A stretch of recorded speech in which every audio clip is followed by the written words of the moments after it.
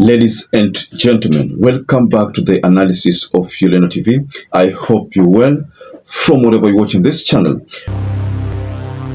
Now, many people have been talking about how Rigathi Gachagua went, or rather left, with crowd that was at the Embu event during the installation of Bishop Kimani.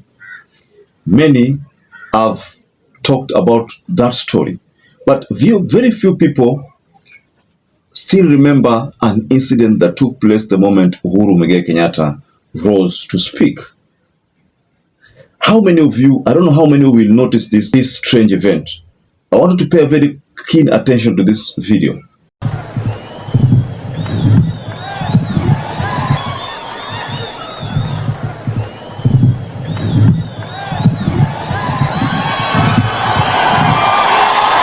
Asante sana. Welcome His Excellency President William Ruto to come and address us. Welcome, Mr. President.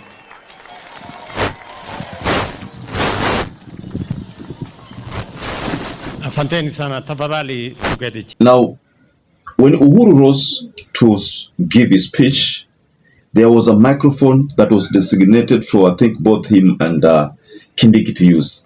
But the moment Uhuru rose, we realized that there was a switch of microphone. So Uhuru chose not to use the microphone that was designated for, I think, him, Kindiki, and Ruto. There was a very specific reason why that was the case. And that's the reason why you find that people like Ali Nur have reacted. And I'm going to tell you something about that incident. But Ali Nur says, I'm still puzzled why Uhuru Kenyatta chose to use a different microphone from which Kithure Kindiki and President Ruto used. See? So Uhuru chose to use a different one and ignored the one that was designated for him, Kindiki, and Ruto. So I want us to go into this incident. Many of you have not discovered that is what happened, but it's good if we talk about it because it has some particular, there was some reason why that happened. But before we get there, please I'd like to kindly encourage you to like this video. Thanks so much for all of you who have been liking our videos. Also, don't forget to subscribe to this channel. That is the only way you make this channel grow.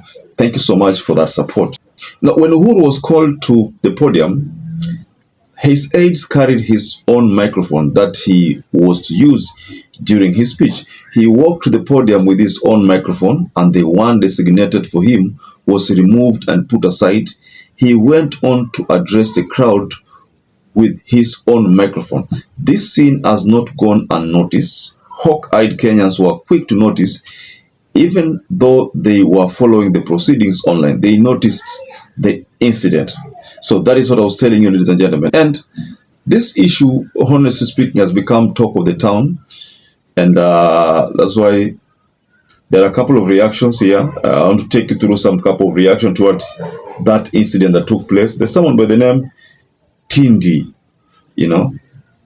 Tindi Jeffrey. He says he understands the people he's dealing with, maybe. Okay. Then Leah Wendo says you have to be watchful in politics. There's another person by the name Tabiti who says he is immunocompromised, respiratory germs left by the sputum of this previous user could affect him. Okay. Someone by the name STG Research says political mic drop moment. Seems like someone's feeling a bit left out. Maybe who's trying to broadcast on a different frequency. Diplomatic static. Anyone wink. Jim Jeweth says hamkusikia Gachagua akisema kuna watu walijaribu kumroga. Okay.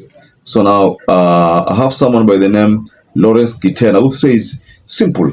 President William Ruto and his deputy Professor Kithure Kindiki is in power. Things can't be done the same. Then there's another one by the name Dr. Dennis Addison Ouma says Uhuru Kenyatta ni raia.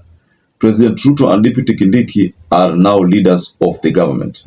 Raia hatumii microphone ya president na in most cases. There's someone by the name Single Dad says you can't trust someone who wanted to hurt you before. Okay, Kenyans for Kenya says it's because Satan was very much present. So these are some of the reactions that are coming from this event, an event where Ruto, Kindiki, and Uhuru Kenyatta were supposed to use one microphone, but shockingly, Uhuru chose to use a different microphone for reasons not known to us. Maybe reasons only known to him. Why do you think that was the case? I've gone through some reactions here. Some people thinking that it would have posed danger to his life. Maybe some ill motives would have come to play here. So some people are making a lot of allegations on why this had to take place. But personally, I think Uhuru was sending a very bold message there. You know, he was sending a very bold message. Now, that message could have shocked Ruto and Kindiki respectively. But why do you think that could have been the case, ladies and gentlemen? I want to hear from you why you think Uhuru Kenyatta chose to use a different mic from what happened there.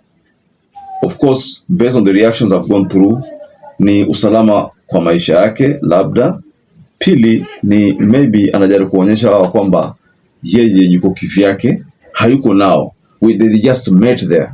I mean, unajua kama ingeonekana kama kuna tumia microphone moja, ingekuwa ni message nyingine kwamba hawa watu basi sasa wako pamoja tu, lakini alionyesha kwamba mimi niko peke yangu. That is why allow me to correct myself. In the previous video I talked about Uhuru leaving the moment he had given out the envelope and finished his statement.